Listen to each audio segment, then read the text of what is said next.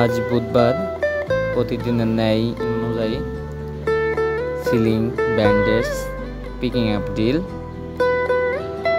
একজন আহত বিধ্বস্ত ব্যক্তিকে কিভাবে উদ্ধার করা যায় সেটার উপরে একটা ক্লাস।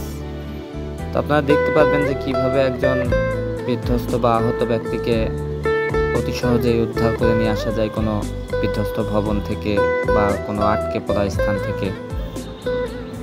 ব্যক্তিটিকে উদ্ধার করার পর তার বিভিন্ন জায়গায় ভেঙে যাওয়া হাতে বা অন্য কোথাও ব্যান্ডেজ দিয়ে ডাক্তারের কাছে পাঠানোর আগ পর্যন্ত যে কাজগুলো করা হয় তার হাতটা যেন অনড় থাকে, এর জন্য একটা সিলিং দেওয়া হয়।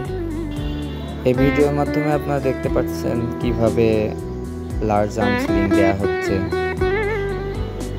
Small arm, collar and cuff, saint জন,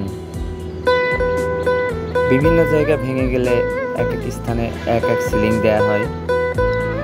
পরবর্তীতে সিলিংটাকে শক্ত করে ধরে রাখার জন্য যেন হাতটা অনড় থাকে, নড়াচড়া না করে, সেজন্য আবার একটা সোয়াদ দেওয়া হয়। এবং এইগুলো নিজেরাও প্র্যাকটিস করবেন, তাহলে সহজেই কাউকে উদ্ধার করে ডাক্তারের কাছে দেওয়ার আগ পর্যন্ত তার কিছুটা হলেও সুস্থ রাখা যাবে।